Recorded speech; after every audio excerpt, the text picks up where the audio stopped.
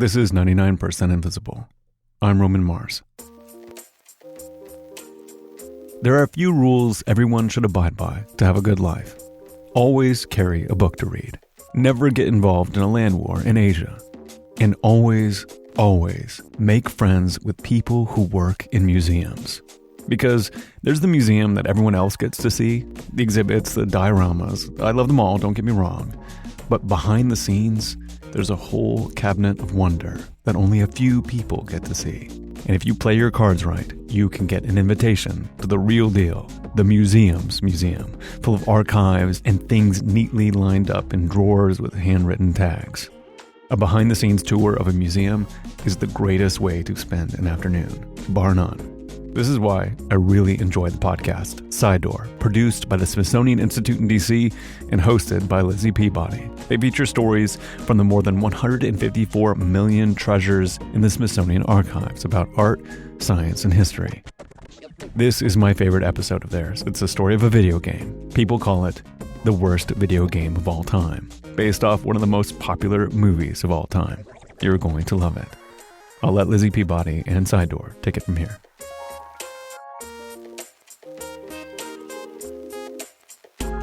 I'm part of a crowd of some 400 or 500 people waiting to get into a dump. This is Howard Scott Warshaw. And on April 26th, 2014, he was part of an unusual scene. Something like a wildly out-of-place tailgate party. People lined up with folding chairs, sun hats, beverages, in the middle of the New Mexico desert. It was a hot day. I mean, it was hot. But there was no dessert. It was just desert. Oh yeah, Howard has a real thing for puns. And they open up and here we go and we're all rushing into the dump and there's a lot of excitement. You know, we're on a mission to uncover the truth or not of a very popular urban myth. The legend goes like this. Once upon a time, in a land called Silicon Valley, an American tech company invented video games that enchanted children and brought billions of dollars flowing through its doors. The company was called Atari. Atari made many good games, until one day, in 1982, it made a bad one. A really bad one. A game so bad, it has been called the worst video game of all time. The video game was E.T. the Extra-Terrestrial. According to the myth, it was so bad it put Atari out of business. And to hide its shame, Atari buried the unsold game cartridges in the middle of the desert, where they would never, ever be found. Did you believe that the myth was true? Did you believe that there were games buried in the desert? I never believed it. Why would a company that's strapped financially and is really failing and having a lot of trouble staying afloat, why would they spend extra money to go into the desert and bury something that supposedly is so worthless they want to throw it away? That doesn't make any sense at all, right? I mean, that's just nonsense. So Howard was a skeptic, but others in the crowd... I think they believed it, and they were there because they wanted to see it. They wanted to see it come up out of the ground. So there was a groundswell of excitement, you might say. So Howard and the rest of the expectant crowd gather around the dump, which is now a dig site. Hundreds of video gamers are there, wearing all their favorite E.T. gear. There are reporters and even a documentary film crew. The dig begins. There's these huge machines that are super loud. And they have these giant claws and all these, excavating equipment and super drills and just this giant stuff. And there's loud machinery. There's all these piles of dirt that have been brought up with garbage in them and detritus because it was a dump that has, decades of dump. After 6 hours of digging through 3 decades worth of trash, out comes an E.T. cartridge, a kind of crushed, very damaged E.T. cartridge.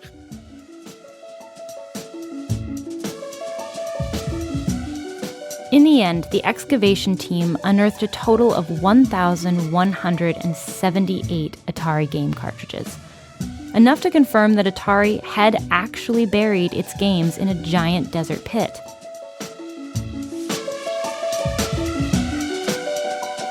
So this time on Side Door, we explore just how those games wound up in the desert and why popular history blames a tiny pixelated alien for bringing down one of the most influential video game companies of all time.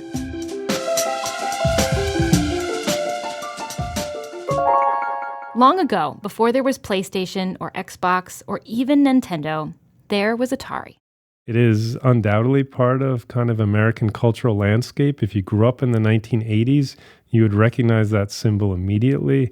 I'm of that generation myself. This is Arthur Demrich. He's the director of the Lemelson Center for the Study of Invention and Innovation in the Smithsonian's National Museum of American History. He explained that long ago, there was really only one kind of video game: arcade games. To play them, you had to put on pants, leave your house, and go to a shopping mall, bowling alley, or bar. And in the late 1970s, Atari was the first company to create a smash hit arcade game called Pong. They realized pretty quickly that they were onto something. There's amazing stories in the early days of the restaurant and bar owners calling them up and saying the machine's broken, and they go in, and it's not broken at all. It's just completely jammed up with quarters. And they suddenly realize, they were oh so my popular. God, yes. So many people were going out to bars just to play these games.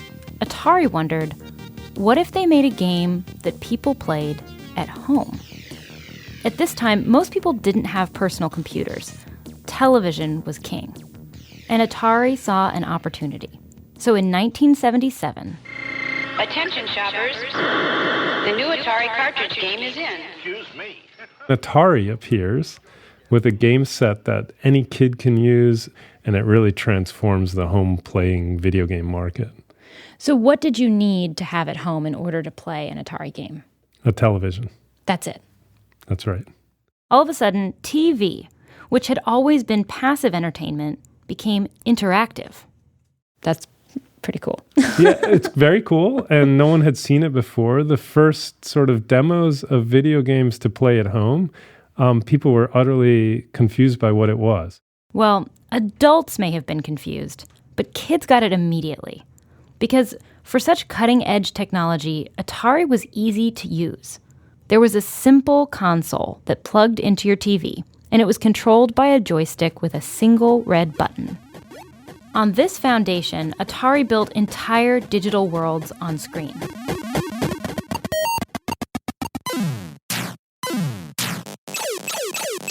And for $199, plus $20 per game cartridge, you could have those worlds in your own home. The new video computer system by Atari. More games, more fun. Atari took off. They brought the excitement of the arcade into the suburban living room. And to do it, they hired the world's best programmers. These guys were geniuses at figuring out how to make interesting games and make them fun. Many of these genius programmers were young men, right out of college. And one of them was Howard Scott Warshaw, our friend from the desert. And he was pretty good at his job. I was pretty good at my job. My first game that I did for Atari was Yar's Revenge. That was the first game, I think, that ever actually had a pause mode. Whoa. It was the first full-screen explosion. It was a more elaborate use of sound than people had seen before. There was an incredible amount of color. I wanted a frenetic action game that demanded attention and that would grab someone right by their cognitive elements and not release them. That's what I was trying to do with Yar's Revenge. Wow. Yar's Revenge transformed Howard into what fans called a game god.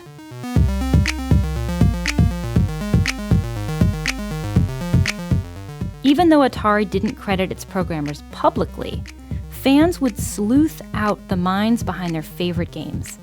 The growing community of American gamers was that passionate. It was the golden age of Atari. By 1980, Atari was the fastest growing company in the history of the United States, commanding 75% of the home video game market and bringing in more than $2 billion a year. They produced their own games, but they also licensed their name to outside game developers, slapping the Atari label on all kinds of third-party games. No other company could keep up. In 1981, Atari conquered Hollywood.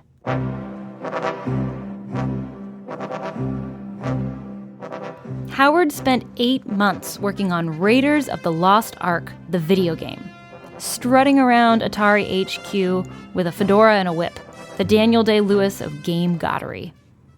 The game sold well, so when Steven Spielberg made another blockbuster, E.T. the Extra-Terrestrial, in the summer of 1982, it was a no-brainer. Of course Atari would make E.T. the video game. Here's how Howard remembers it. We're hanging out in my office, and then a call came in. And it was the CEO of Atari, who actually never calls me. He's basically my boss's boss's boss's boss's boss. The CEO of Atari calls 25-year-old Howard and says, "We want you to make E.T. the video game, and we need it done by September 1st. Now, this is July 27th, so that leaves 5 weeks and a half day to do the game. 5 weeks and a half day. To give you a sense of how insane this is, video games at the time took 6 to 8 months to create. And this guy is saying, "Howard, we need you to create a game for the highest grossing blockbuster film of the year in just 20% of the time it usually takes. You can do that, right?" And I said to him, "Absolutely I can." Did it ever occur to you that it might not be possible? I mean, was there a part of you that acknowledged that, like, this might be impossible? To be perfectly honest, I don't think it ever occurred to me that it couldn't be done. So Howard got to work. And he worked. And he worked. Oh, it was brutal. It was grueling.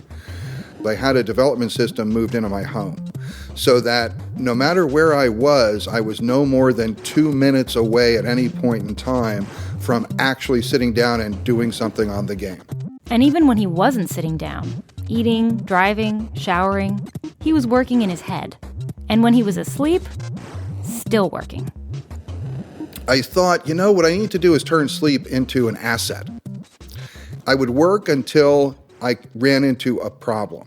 And then I would go to sleep. And I would think, okay, maybe if I can just sleep and come up with something, if I can literally dream up a solution. I thought that would be kind of cool. And there were some times where that happened. So, Howard, all of this sounds crazy. Why did they even ask you to do this? It's a really good question, right? Why would you put someone through something like this? Right. And, well, if you were to ask the executives, they would say, huh? So they didn't even know what they were asking of you? No, they had no concept. The management at Atari was completely disconnected from production. According to management, E.T. the video game needed to be in stores by Christmas or they'd lose millions of dollars in potential holiday revenue. But Atari and Spielberg had taken so long nailing down a licensing agreement that by the time they finally did get pen to paper, there was almost no time left to make the game. That never occurred to anyone. This was a case of people believing they could do nothing wrong, and myself included. Everybody at Atari thought, we're on top, no one can touch us, we can do anything. And honestly, it seemed like they could. Against all odds, Howard delivered E.T. the video game in just 5 weeks.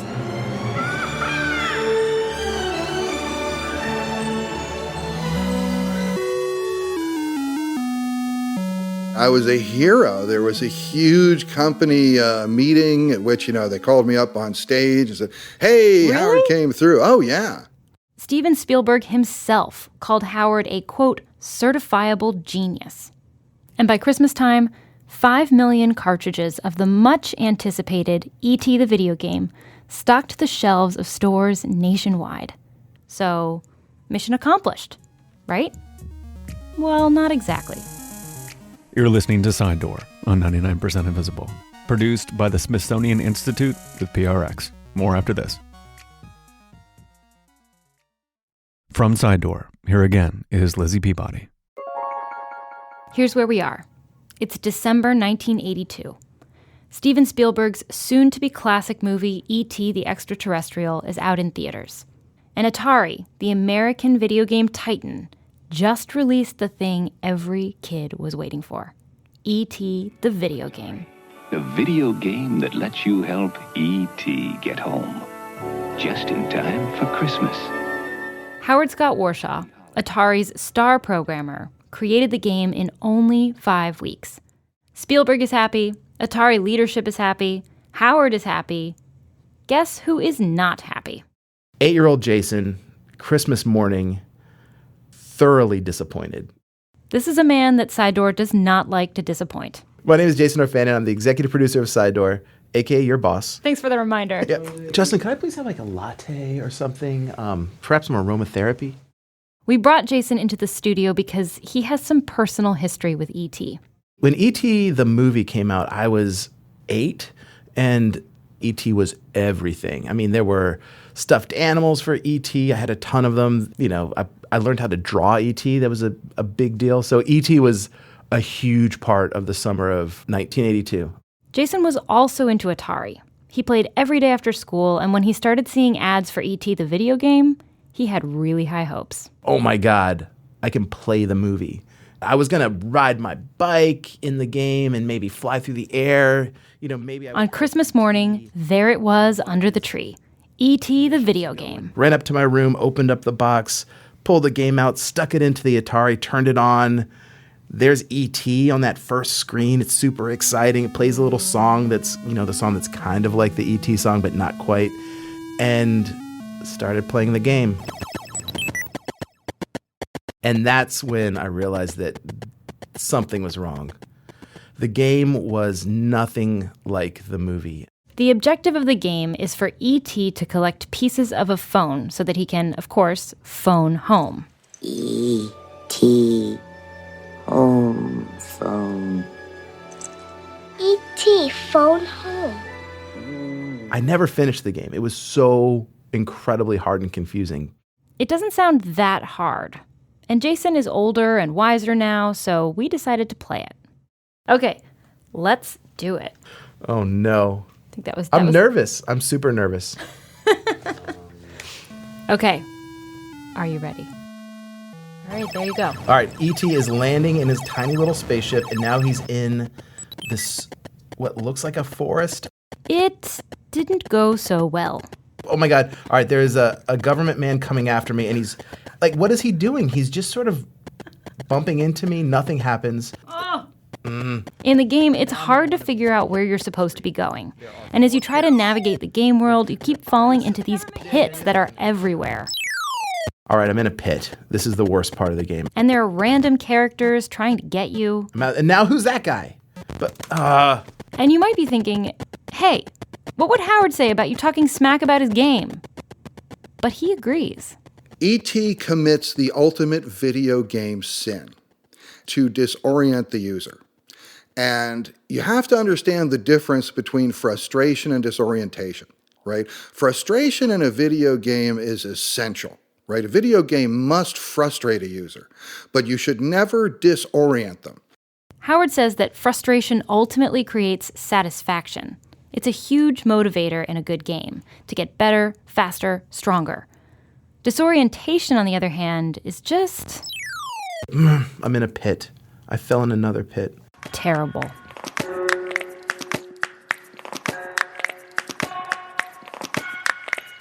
But back in the winter of 1982, Howard thought everything was peachy because E.T. the Extra-Terrible game was selling pretty well. But as soon as the young Jason Orfanons of the world started playing it, word got out and sales virtually stopped, leaving unsold E.T. games clogging the shelves of stores. And by early 1983, Howard started to hear rumblings. People from other parts of the company, suits as we would call them, would come walking by in engineering sometimes, and people would look at me and they'd go, Howard, you really came through for us. We don't blame you. Ooh. And I'm thinking, that's nice. What are you talking about? I didn't know what was happening out there. What was happening out there? Millions of unsold games coming back to Atari. Games they'd banked on selling. Atari sold them to a distributor who placed them in stores, but... The distributor had the full right of return. Oh. So they could return their stock to Atari. Right. So all the ones that they didn't sell, the stores gave back to the distributor, And the distributor then returns to Atari as unsold product. Okay. And so they went belly up. Wow.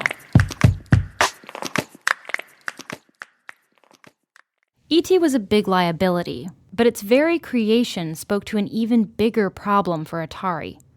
The company had made a habit of prioritizing money over quality. Remember how, in an attempt to get more games on the market, Atari let outside companies make them? Well, a lot of those third-party games were bad too. And so Atari's name gets associated with some really bad games that nobody really likes and that aren't selling well. What's more, by 1983, programmers had reached the Atari console's limits for memory and graphics. All the games kind of started to look the same, and gamers got bored. People stopped buying consoles. Atari was in big trouble. So when Atari went down 1983 into 84, the entire video game industry tanks in the United States. But it basically wiped out sales of home game sets. The history books call it the video game crash of 1983. American video game sales dropped by over 90% from 1982 to 1986. No new game systems were introduced, and hardly any new games were created at all until the late 80s.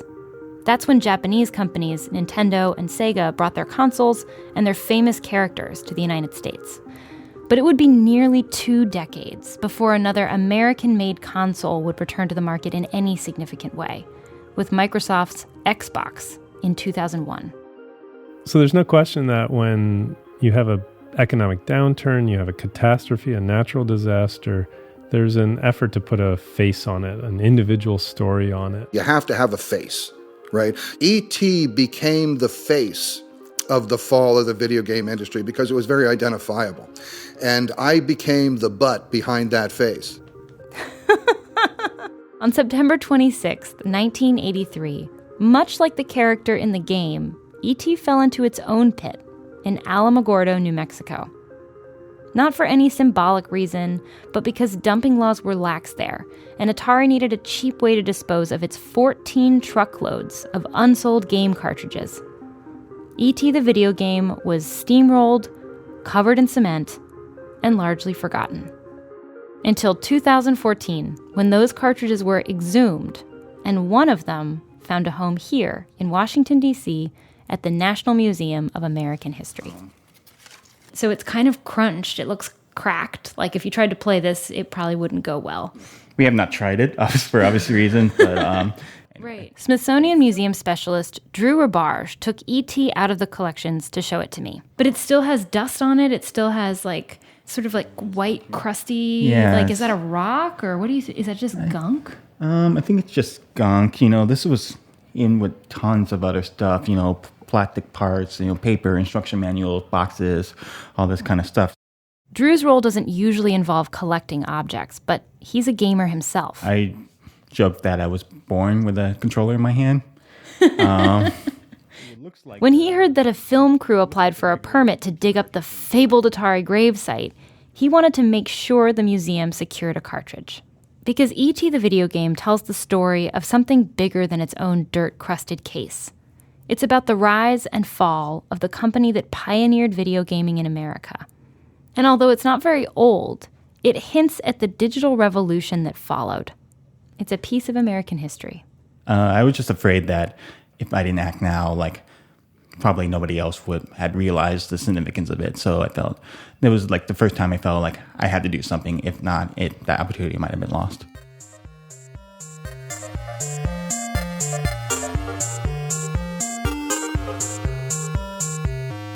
Howard Scott Warshaw left Atari in 1984 and eventually became a therapist. But he recognizes his role in Atari's story. And on that day in the desert, when E.T. was pulled from the ground, I looked around and I thought, this is awesome. This is so awesome. Because something that I did, a few thousand lines of code that I had written over 30 years ago is still generating all this excitement in that moment. I felt a tremendous sense of satisfaction in that I had really created something that meant something to a lot of people.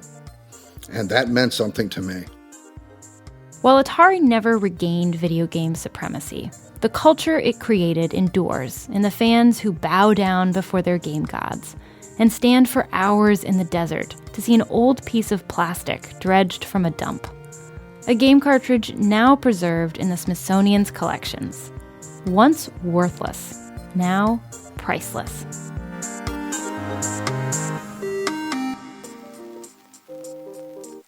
Side Door is hosted by Lizzie Peabody. It's produced by Justin O'Neill, Jason Orfanon, Ellen Rolfez, Caitlin Schaefer, Jess Sadek, Lara Koch, Ann Kananen, and Sharon Bryant. Music by Breakmaster Cylinder, with support from John Barth, Jason Saldana, and Genevieve Sponsler at PRX. Mixing by Tarek Fuda.